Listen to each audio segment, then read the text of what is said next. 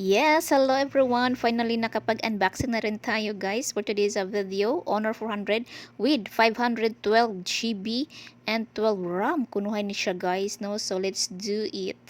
Ayan. I'm very excited to open na gid siya guys, no? And mao ni iyahang postura kunuhay and the color is desert gold. Char. So after 8 years nakapag-upgrade din tayo ng bagong unit, no? And really exciting to me guys. And mao ni siya guys, and the rest na sulod sa iyang box ang para tuslok sa pusod. Charos lang oy. Joke ra to guys ha. So ayan, ay siya pakapin nga casing na transparent and very rubberized. Ayan, bisag sa piko-piko ba di gid siya na maunsa no, kay ang uban man gud na pakapin bitaw nga casing kay kanang hard ba ug kani ato na dayong gisukod ato dayong itaod kay para patsada gid siya ba.